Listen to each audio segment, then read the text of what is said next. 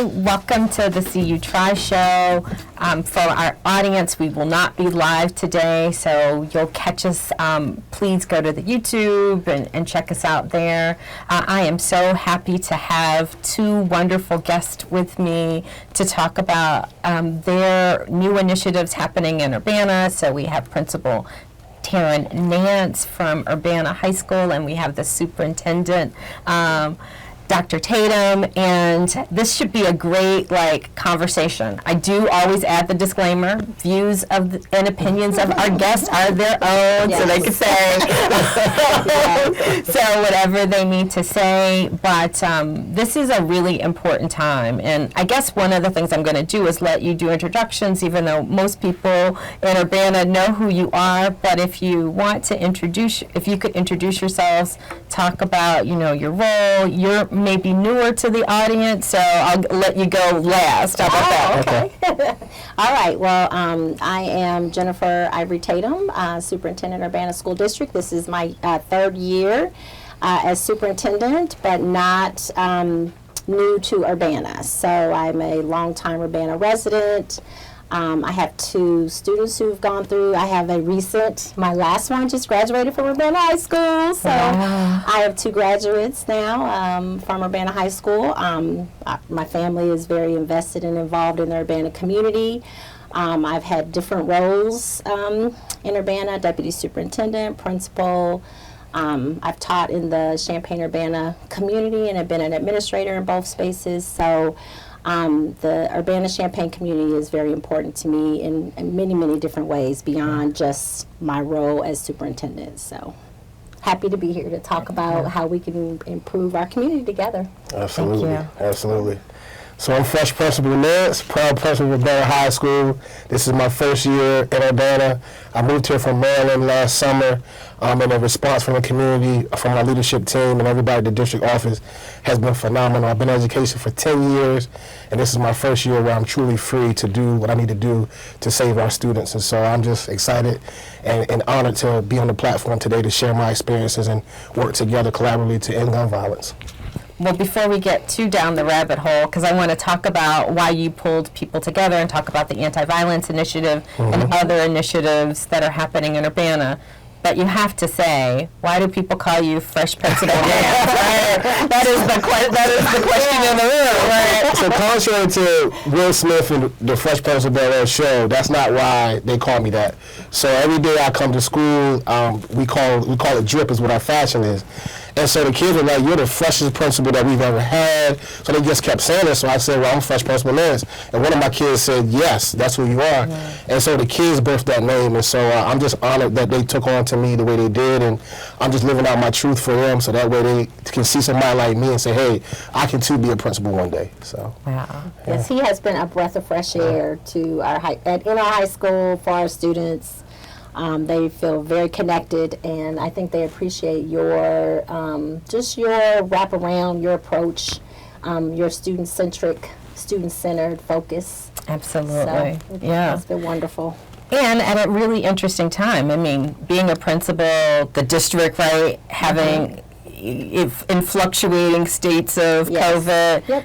We were talking right before we went on air about, gun violence happening in the community and across the planet, it feels like right now with the war in Ukraine. So it's probably really complex sort of running a school district and sort of leading.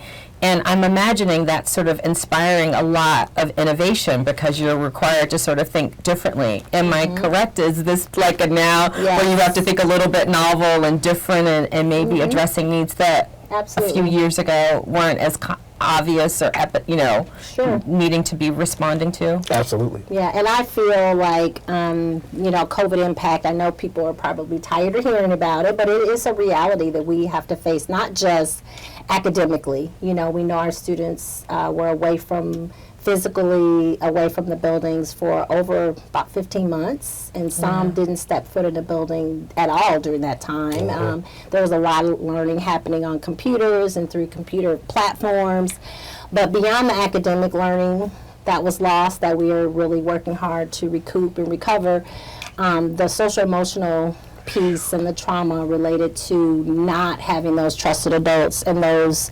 relationships. Some of our students didn't have systems and structures and routines and rules, and so it has been really not just traumatic in terms of the loss and some of the things that students went through, but also just reteaching. I mean, we've had to reteach social skills. There are a lot of maturity, gaps that I think we're seeing, especially with our older students, because we have students who entered Urbana High School this year but weren't in a school at 8th grade and had only a partial 7th grade experience, and now we expected them to walk in as 9th graders and know what to do. And so that has been a challenge. And at the same time, as you said, also dealing with COVID through all of it. So, yes. Yep. So, and I know we're going to get to here to talk about some of the innovative things that you're looking at doing and exploring to sort of really respond, to this 2022, 2023, 2025 world. And so I want to make sure we come to that. Okay. So what has it been like for you sort of leading and guiding, and then I promise we'll get to the anti-violence initiative that kind of inspired me to want to reach out to you? So the biggest thing for me was the support I get at the district level. I'm a non-traditional principal, a non-traditional student, and so a lot of times when I'm in spaces, I'm always thinking about if I say this or if I respond this way or how am I going to be perceived. And so to have Dr. Ivory-Tatum right beside me in this fight, for my own identity, but just really, giving me the platform to express myself in my truest form, I couldn't ask for a better situation. So despite COVID, this has been my best school year ever in my 10-year career. Wow. That's quite the hallmark. And, what's that saying? Rising tide lifts all ships. So having probably strong leadership, feeling empowered, feeling motivated, feeling connected probably creates a culture and climate in a building to lead to that. And I have to take these social and cultural risks because, of who I am, and to be able to know that I'm supported.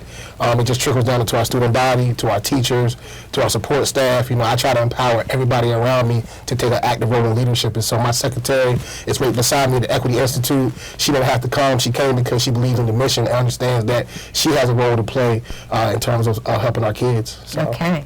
And one thing I think that is really important to mention is that a lot of our students embrace Mr. Nance because they relate to his story. I mean, like he talked about, he was also a non-traditional student who followed a non-traditional school path, and I think when he shares his story and his personal journey, there's so many of our young people, especially our African American boys and young men, who connect with that and see like there's a space for me in the future because he's able to tell that story of where he was and how school failed him when he was younger.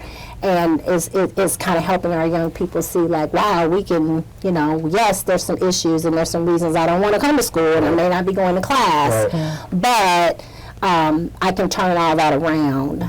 And I have a model who has done it. So I think that has been really eye-opening for the staff to see that. So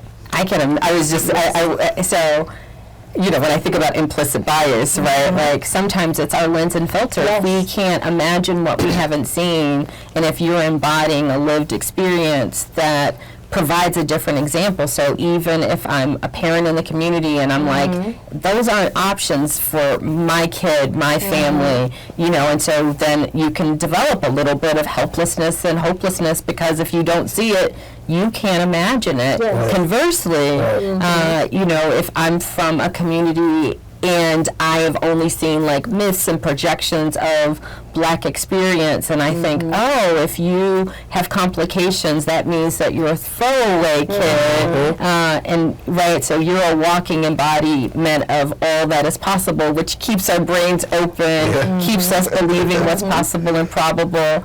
And I'm imagining it is that lived experience that led you to bring a group of us together to think about a strategy to address community violence. Can you say a little bit about what birthed that vision? So this is my 10th year, and this is the first year I went to a funeral for a student who was killed by gun violence. And so I took that personal. Even though I didn't really have time to spend with the student or the family as my first year as a principal, it was under my leadership. I lost that student, and so I took that personal charge to heart. And as we got into the December and January months, I started conceptualizing, what else can I do? Because I came here with that mission to help end gun violence. And so I reached out to Dr. Ivory-Tatum and said, hey, look, I got another crazy idea. I want to put, a group of community leaders who have stakes in the community, but we need to be collective. And collective intelligence is what I'm trying to produce, because that's how we solve societal issues. And so the AVC Anti-Violence Collective is birthed, unfortunately from me losing a student on my watch. And now we've taken off and really are engaging into some good work. And we have 2 subgroups of the collective. And I'm in communication with everybody like every day about, what else can I do? What else can I bring to the table? And so it's been a beautiful thing to watch from the first meeting to now. It really has. And as someone who's been in the community for a long time, as you have, I think it has also been really good for me, because, I'm in a lot of these other spaces, with the Community Coalition, and, we've worked with Karen through Seed Try in a lot of different ways, and, we have a relationship with Youth Assessment Center, all of these spaces where I feel like at the district level and at the school level, we were doing like all the things, right? Like, what can we do? What can we do here? But we really, everyone in the community was kind of tapping into some of these same families, but in their way, like their families that you were tapping into, and families that were taking advantage of some of the other resources and some of the other community resources. And, we kind of, once we get all, Mr. Nance brought us all to the table, we're like, what, we're working with the same people. We're working with the same families, the same youth, and we were working harder, not smarter. And I think what we found is by pulling all of our resources together and wrapping around these families collectively, like that was his vision for using the word collective. It really is a collective, because now we can see the arching veins out into the community, and like, oh, I know that kid because I worked with the cousin or the aunt or the brother, and just having all those connections, I think is really going to allow us to, we've talked about rap for years, but this is going to be a very different way to wrap around families, because now we are going to be able to really use all the resources that maybe that family is getting in different ways, even if maybe some of them are through the juvenile justice system, or some of them are, involved with the police, but that still is a way for us to tap into them and connect them through our school and through the things we're trying to do. So we don't have to be trying to do it all by ourselves, which is what we're doing. Right. Now we can have all these other people at the table. Wow. To kind of help us. Yeah, right. So hopefully the audience here is really innovative, purpose-filled, bringing community partners and neighborhood partners together in a collective space, really trying to think about how to empower the village to sort of take care of students who are high hope students but complicated needs, right? And so that's the vision for the work, and I really hope the audience can hear that. What else? Like, if you were going to be more specific, so we're coming together, we're having a shared vision, we're talking about needs. Do you have any sense about like where you hope this group will go? So our last conversation was around community assessment that we can all use and all access. And so Ms. Sims brought a few examples of that. And so that's going to be the foundation for our data. We have to have the data. We have to be able to get kids and families in safe spaces to tell us the information. Without us getting the information, we're going to continue to put stuff around them, but we don't know if it's going to directly impact them. So pulling ourselves back with a basic assessment, and when we get the families in those spaces to really have them unveil what's truly going on in their world. And so that is what I see next for us. I also would like to see us really empower our black and brown students with other types of individuals in the community. We have a couple of leaders who have some retired black men, from plumbing to HVAC to all types of trades. And so to really try to give our students a different track that's still school, but it's just different than getting the buy-in from my staff. So, because one of the things that I'm imagining is, right, you're kind of grounded in what seems to be missing, right? You, although you may not know all the individual stories, one of the things that we know is if you can't imagine it, you can't see it. So how do we surround folks with different options? The other thing that I thought was really unique about your approach is there are grassroots neighborhood leaders who have a sense of purpose and connection and relatability, and so you're bringing them in to co-create with you and also to be like cultural informers, like, hey, I want you to see, I want you to know, and you're meeting people where they are. So if people are much more connected to someone on a more grassroots level, you're like, let's make that our bridge, and if you need something else, there's some differentiation around the response. This is really innovative. Are you building this model off of something else, or is this all homegrown? It's my 10 years. I'm a sponge, so every time I talk about that, I would talk to you, whoever I talk to, I just absorb what you tell me, and then I try to conceptualize how I'm a framework global thinker, so I really want to make sure that, because that's how I think we change true systems by creating new systems and new programming for those systems. And so I just try to take what I hear, sit back, I'm at home, I'm waking up in the middle of the night, writing notes down, really trying to make sure I'm being strategic about my approach. And so, just having, someone beside me like Dr. Ivory-Tatum who understands sometimes my quirkiness or whatever I do that maybe not traditional, she gets it. And so it's like I feel free. So now I'm really being able to take this blank canvas and I can just create abstract art. And that's kind of how I see in colors. So it's like my canvas is blank now, so I'm just putting these colors on there, splashing them, and then creating products. And so so far all the leaders, all the community members have just rallied behind me. And so we're here now. So and we're not going anywhere. And we are really trying to ground it in data, like student interests. I think that's going to be a really important piece of it, trying to really get to the root cause of why some of our youth are not coming to school, why they're not engaged, why they may not be going to class, like what is really happening, and giving them a space to tell that story, so then we can put those interventions and supports in place for them. So maybe it's just, my first hour of class, I just can't connect with that teacher. So then, okay,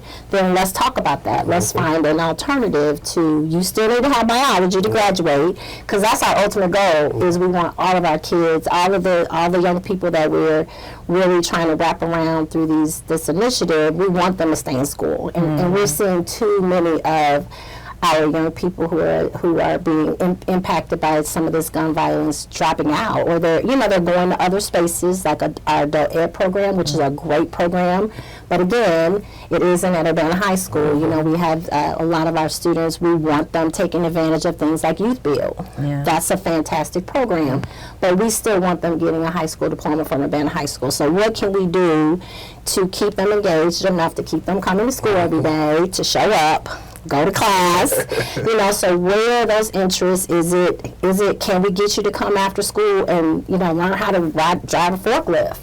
Can we get you some certifications? Can we help you recover some credits? We had a lot of students who honestly did not do anything the year we were remote, which is really unfortunate. We tried to go out and find those students and get them engaged, but for some, it didn't happen. And so we have students who have lost a whole year of classes and credits and courses that they need to graduate. So how can we help you recoup some of those credits after school or during the day? Or so I think it is really going to be very intentional around. It won't be a one-size-fits-all. It's going to be very much what this child needs and what that young person needs. And I'm interested. I love electrical stuff.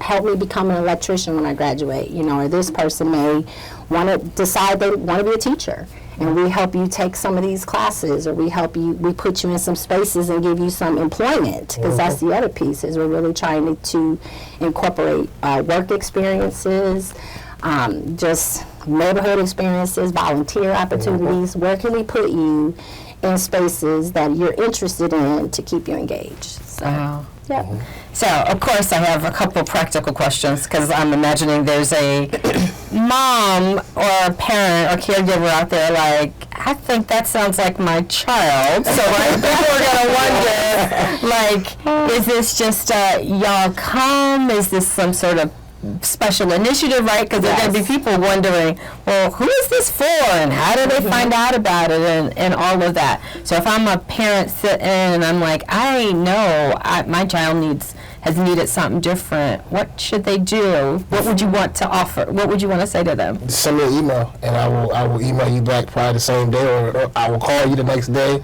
and just come to my office. I really need you to understand my vision and mission, and I want to make sure that the trust is established at the table.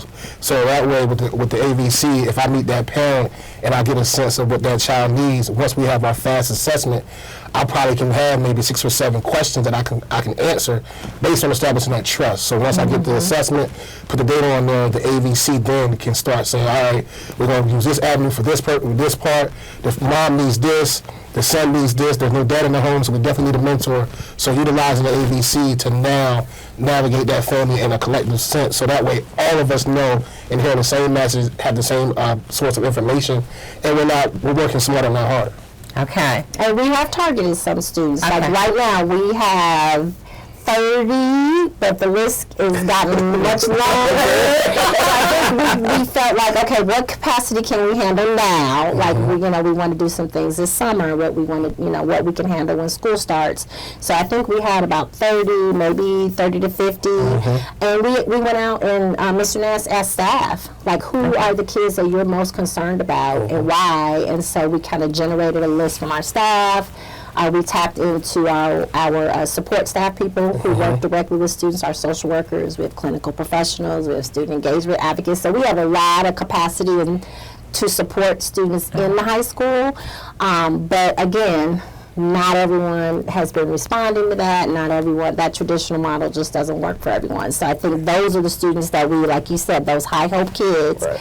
And I think we are very intentionally also looking at youth who are involved in some of the community events around violence outside of our school. Mr. Nance uses a phrase, I'm going to say it because everybody's heard it now. We have students who have 1 foot in the street and 1 foot in the school. And we want both feet in school and not both feet in the street. And so we're really trying to tap into those kids because some of them, they have that pull to be in the streets and be involved in some of the gun violence incidents, or just, being part of these crews in the streets is really pulling them. But we want to pull them in the other direction and give them some tools and give them some strategies to show them, you don't have to do that. We know it's hard to make that break because it might be family or friends that are pulling you that way. But here's something we can offer you to get both those feet back in school. And so I think we have some youth who fall in that category that we're wanting to tap into right away. So. Okay, so it sounds like a pilot. So this might be a more complicated conversation because it sounds like this is leveraging existing resources in a way that's different. But it sounds like you're starting off with maybe 30 kids. I don't know if that is all of the kids. It sounds like there's a lot more. And it sounds like this might require some resources, right? So if I'm, again, if I'm like a person in the community listening, what are you guys thinking about? What are you doing? Because people always say the reason why they don't do reforms or do individualized plans is that it costs more and you're looking for, right? So talk about well, one of the benefits I think that we are all seeing, I'm sure you're seeing that too through your efforts, is the money that has been dedicated through federal funds, through the state, specifically for gun violence. So we're doing everything that we can to tap into some of those funds. There have been some grants that have been made available. So we've written a grant for mental health training.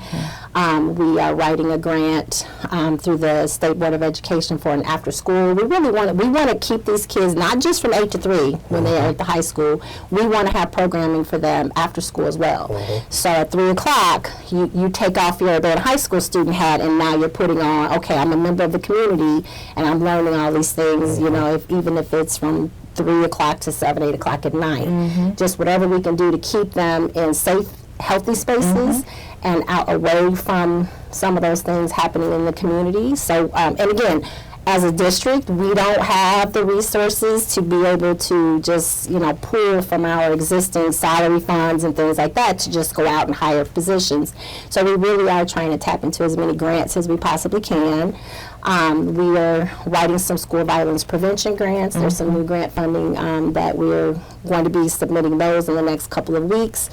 We have a space across the street from the middle school and high school that we, just in the last year or two, that space was made available to us, and so we're hoping to partner with the city of Urbana.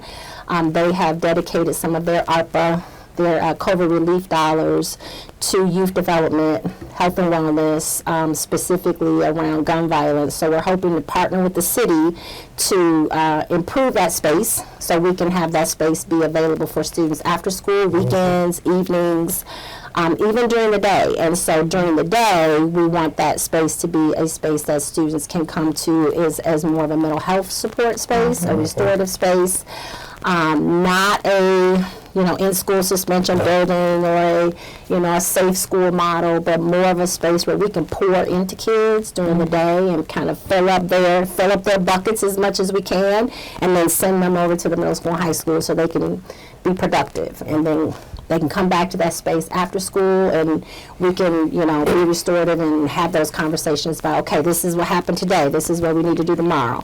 But in order to have that space function, we need to have people there. So we are writing grants so we can have some of those therapeutic, restorative, counseling positions.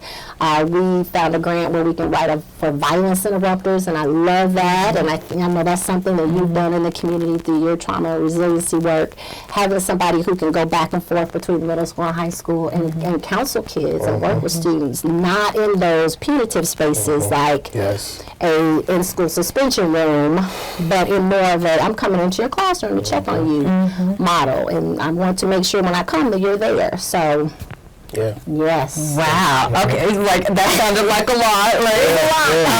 And it seems like it's a mission and vision that matches the moment. Yes. And so I guess I probably think we should say this explicitly. It sounds like it's and I know it's been politicized, but it sounds like an equity issue where you're being able to provide students who might have been impacted more adversely with a little bit more support, a little bit more care, a little bit more individualized approach, so that you can deal with some of the community woundedness and increase their capacity to be successful at home, at school, and in the community, because that's a benefit to the larger community. And so we hope if people are sitting and going, oh my God, it seems like we're giving bad kids some more stuff, right? That there's that person like, what? Touchy-feely moments for these children. But no, it sounds like you really are trying to think long-term about them, their future children, and what it means for the community for there to be a much more reparative approach. Absolutely. And in the conversations that I've had with people, even talking about the relationship with the city and the conversations that have happened at the city level around their targeting, the way they're going to target their funds. We can't do this as a district by ourselves. The city can't do it as a city, using only the police as a way to fill that gap. We need to be filling that gap with the restorative pieces, the social emotional pieces, the trauma informed pieces, all of those things that school districts kind of do these things well, but we need some of those mental health experts in the community that kind of help us, because every student that we take a gun out of their hands, or every student that we keep in school and keep them engaged, it helps our whole community. Absolutely. It isn't just about what's happening in our building from 8 to 3. It's about reforming the community and restoring our whole community, which is why we are giving. I'm glad you said that, because I hadn't even thought of that. There probably are people thinking that. But again, we have a lot of stuff. I mean, as a district, when people come to Urbana, and I know Mr. Nance said this, we have a new principal that's going to be at the middle school, and he has said it, that, wow, you guys have a lot of human capital and support, a lot of capacity around social emotional supports for our students, and we really, really do. I think that's something I'm very proud of. That's something our board has really been very intentional about in the past few years. but it's not enough. And I think it may feel like we have all these positions and we have all these people, but again, if we're losing even 15, 20, 30 students to gun violence in whatever way it might be, you know, whether it's like, again, we don't want to lose not one more life over this, and how whatever we can do to interrupt that is what we want to do. But it's not just about the school district. It's about what's happening in all of our neighborhoods and what's happening, you know, through the churches and through the homes, and, you know, the mothers who are, like, said to us, I don't know what else. Do what you can, because I can't do, you know, there's nothing else that I can do as a mom even. So we want to be able to fill that gap. So. And I say, you know, to all the parents who've reached out to me, it's usually bittersweet, because at the end of the conversation I usually say, if I had a principal like you and when I was growing up, I probably wouldn't have made these choices. And so it's important for me to always stress to everyone that, you know, we have to look beyond the tradition, because we're missing out on talent that could possibly save kids' lives. And so when I hear parents say that to me, it hurts me, because I'm like, you know, I had to fight the political system for 9 years to get where I'm at, and I don't want anybody else to go through that. And so at the same time I'm doing this work, I'm also trying to make sure that I'm promoting and, you know, just talking in spaces about, you know, the untapped talent that exists. Because if I have a student looking at me with a sweatsuit on and says to me, I can be a principal too, and I'm like, you see me, don't you? Yes, you can be. And that moment for me, that's a real moment. I was like, you know, I went back to my desk and I had to put my head down, because I'm like, man, it took a lot out of me, because I was afraid to be my own self. So we wore the same sweatsuit on the same day, you know, coincidentally, and it was just like, he looked at me and I said, come take a picture with me. And he said, I can be a principal. I said, yes, you can be a principal. So those moments are the reason why I keep fighting against the traditional system, because it didn't support me as a student or as an educator. So the fact that I have the support that I have, you know, like I said, it empowers me to really think about long-term changes that really can save lives long-term. Yeah. So I'm going to ask a couple of, I always think about who the audience is. So if I am, again, somebody who's sort of sitting, listening in, like, this is all well and good, but how does this impact the whole district? Because it seems like, again, that, you know, kids who have more complexity get more attention. Help me see the vision for how this benefits. You talked about how it benefits the community, but I'm imagining this individualized approach, this ability to collaborative plan, this could have reverberations throughout your whole system.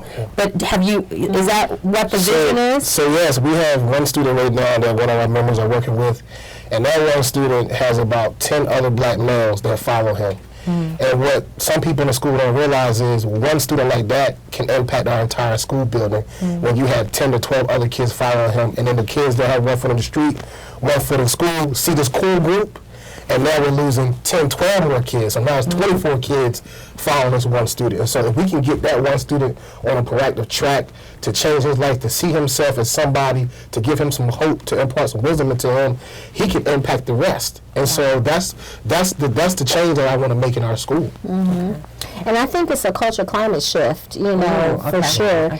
Because, you know, again, restorative discipline and restorative you know, our positive behavior intervention supports. Our model that we've used for discipline has always been near and dear to me, because we are, as a district, I feel like we for years have been very restorative, and we give kids lots of supports and lots of chances.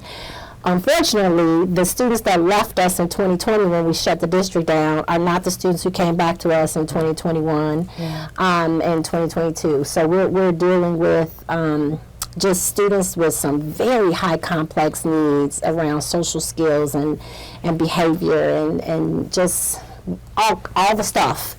And I know we have felt challenged. You know, I know our teachers, it's been overwhelming. Our teachers have felt overwhelmed. Just that day-to-day intensity that it has caused has been just, it's been a lot, and it's been a really challenging year.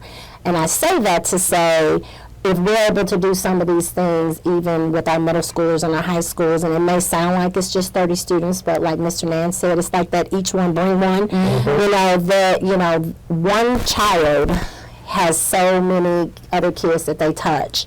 in our school, in high school, brothers and sisters, siblings. I mean, we're seeing this across down our elementary kids who are attached to some of this violence. And so it may feel like it's just a few kids out of, we have 4,300 students in our district.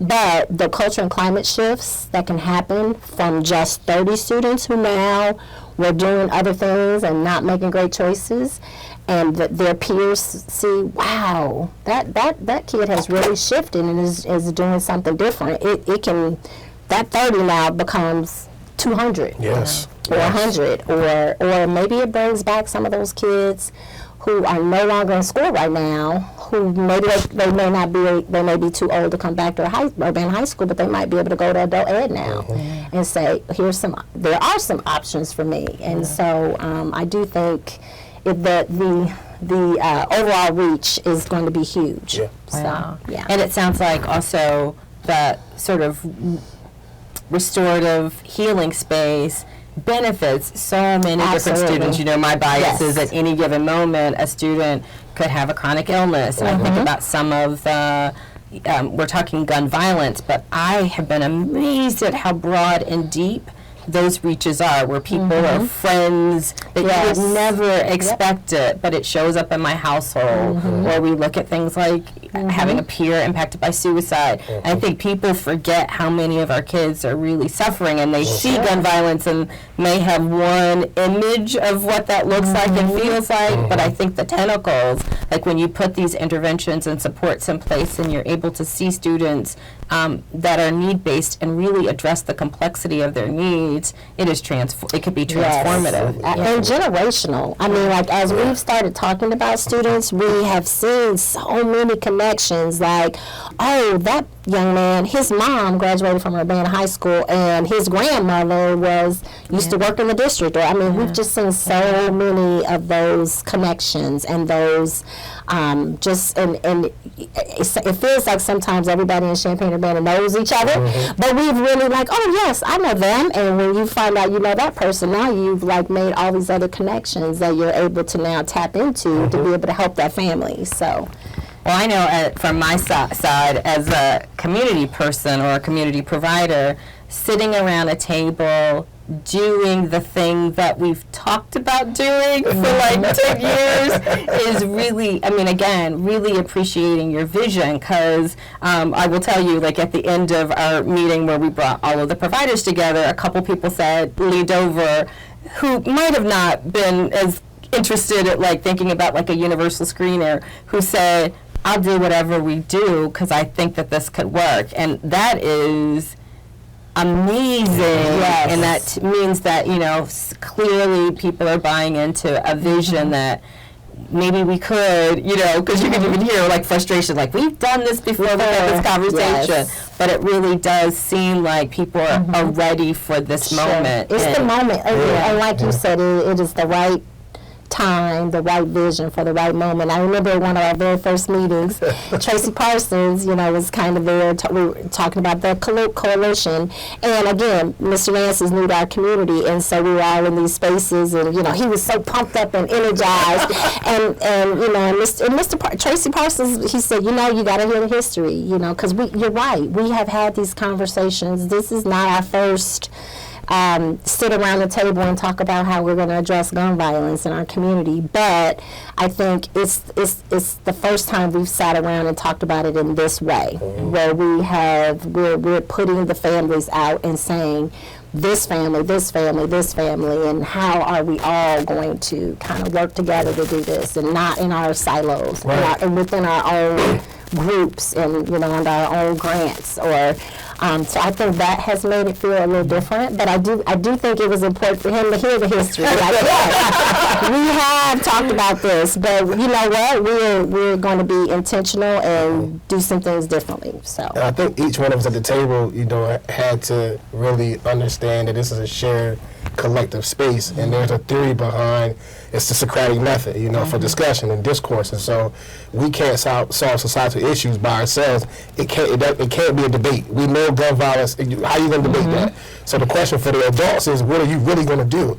Keep talking about it, or are we going to actually put some steps in place to really take these guns out of these kids' hands? And so I'm just thrilled and excited and overwhelmed at times as I'm sitting back watching, just seeing the increased positive engagement interaction between the mental health side, the educator side, the student intervention side. All those sides have to come together cohesively to make sure that we are putting things in order for these kids proactively, because I want to remove that label at risk. A lot of our kids know the labels, and so it's like they're already defeated because they've been labeled. And so to have them come to a meeting where we're not attacking them but saying, hey, look, this is the new path for school for you based on everything your family said. We believe this is the track you should go down. Give me your feedback. What's your thoughts on that? And not overwhelm them with 50 people. 2 or 3 people that they trust from the AVC is more than enough to really get those families to understand, we're going to be with you step by step every way. So. Love it. So what do you perceive as potential obstacles? What could get in the way? What are you anticipating? Money, but she handles that part. Yes. I do my part. She handles that part, but the money. I think that is going to be the biggest. And time. Okay. I know we started meeting early, mid-April, and we already felt like we were behind. Like we're not going to have enough time. I think our goal was to try to at least have some of these conversations and put some supports in place before summer, because we knew May 27th those kids were walking out the door and we weren't going to be seeing them every day.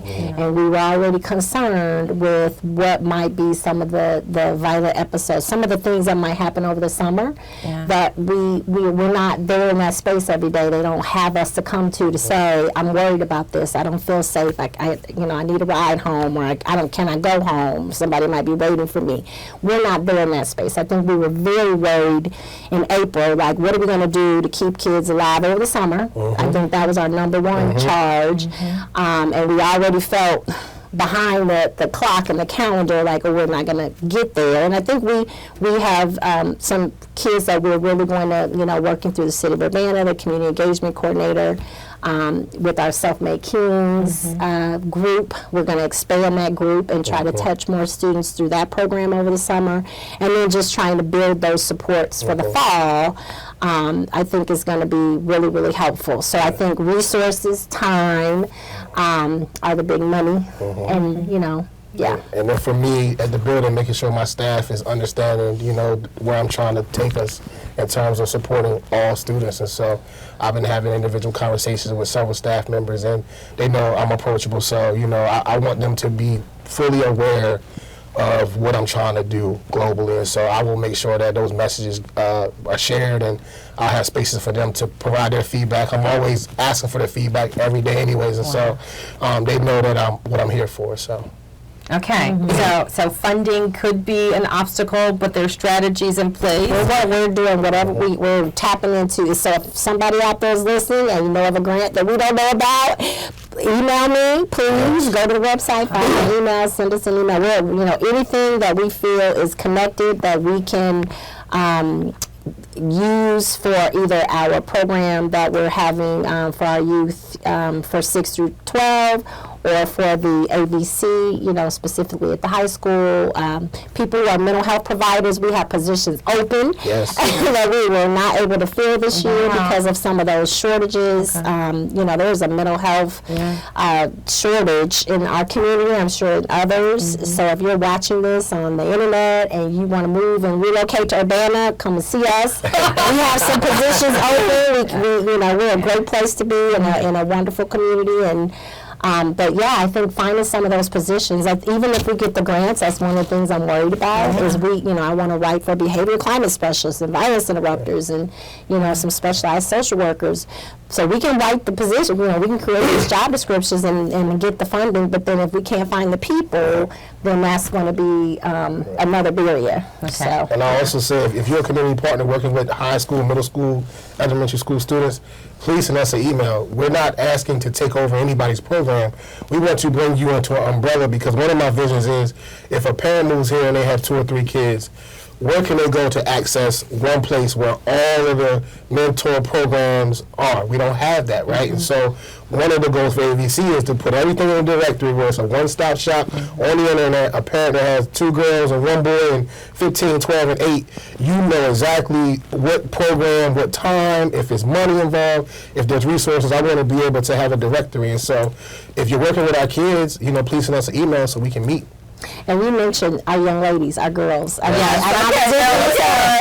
know we've been sitting here talking about gun violence and some of these other issues, and we've been talking about our young black males. But girls, we are definitely, our last 2 meetings, we've said, okay, we've been spending our last several weeks talking about the young men. What are we going to do for our girls? So that is something that is on our radar. Yes.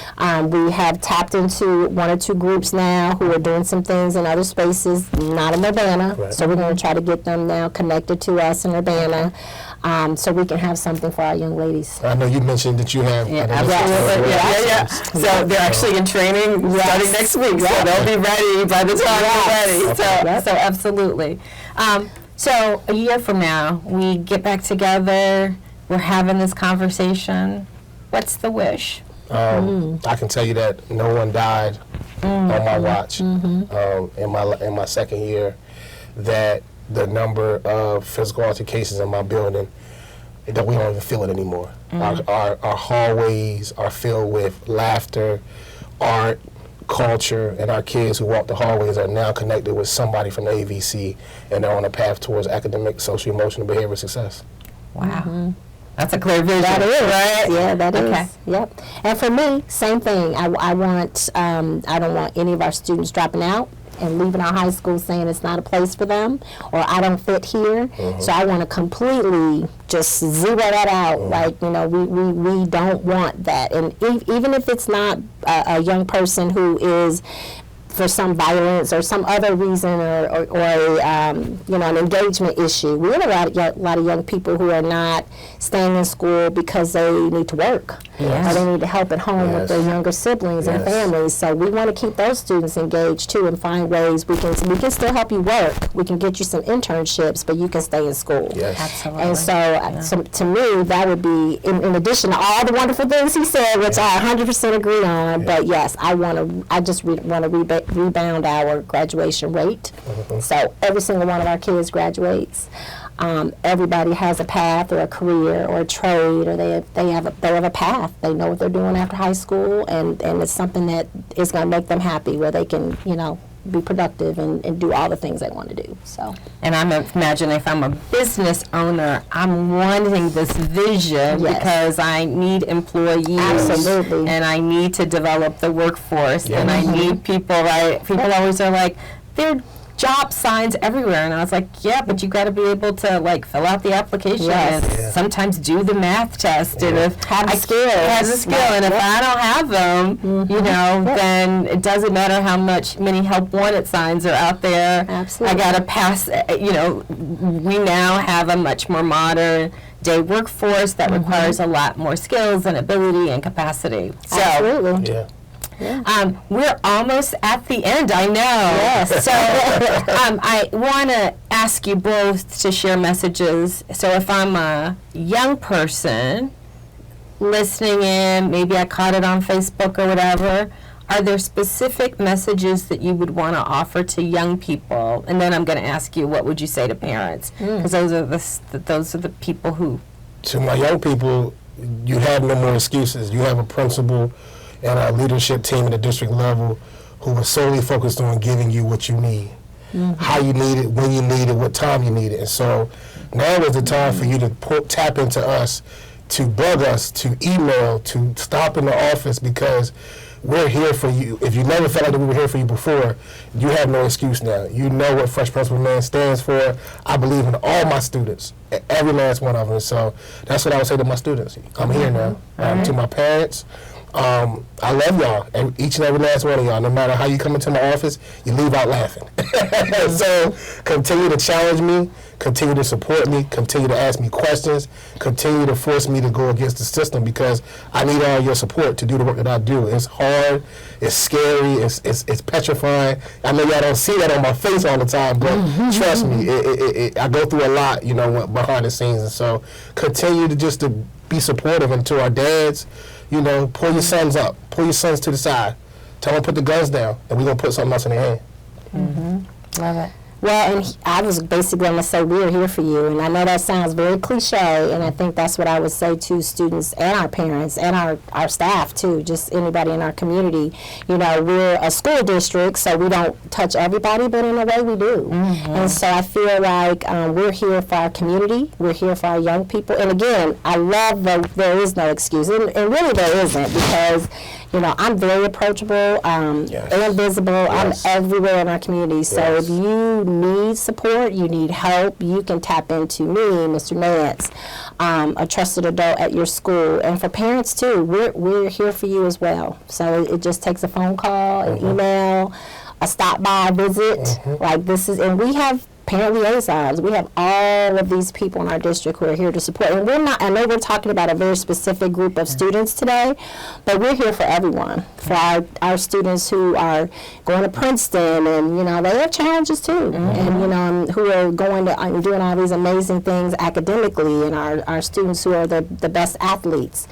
Everybody has a moment where they might need support, or they might need some help, or they need somebody to reach down and help pick them up. So we're here for them too. And so I think that is kind of the message that I'd say. So I love that. And that's what I was really hoping, that people who might be listening in or hearing, that these kind of reforms are revolutionary, aligned with best practices. So it's not like you, although it sounds like great, ethology is great, it's aligned with what we know about where schools need to be, and it just seems like it's the right mix where the vision and mission sort of are coming together. And I want to make sure people know this is impacting the whole system. Although we're talking about the high school, I know your vision, superintendent, is middle school, elementary schools, all of the buildings, the fact that, you know, the social workers talk across district, just for parents and people in the community to know, like, we're not just you're not just sort of cherry picking and like we're going to be good at the high school, but you got to suffer till you get to high school. You're thinking about the whole continuum of support, and that's what's so good. I mean, the AVC is a collective, so whatever Dr. Jennifer Ivory-Tatum needs from the AVC, that fine. Whatever we want everyone at the table to get what they need collectively to make sure that they're impacting students. And so we don't care about power, and, you know, we're not having those type of conversations. We're talking about what are you going to do for this kid and that kid, and, you know, and this family, and this mom and this dad. And so that's where we are. We don't care about power. We're trying to, you know, save these lives. So. Well, thank you so much for taking time out of your very busy schedules. I was telling Principal Nance, I know, like, you finally have a little moment to breathe before it starts to ramp up again. So I really appreciate it. I appreciate the opportunity to sort of, you know, be invited to the table, but also just to witness your process. So and we appreciate you. Wisdom and knowledge and expertise is just so broad, and we have been very thankful and blessed that you've been at the table for us, because you just bring that credibility and all your, you know, just all your years of experience. So thank you for being with us. Amen. So, okay, well, thank you.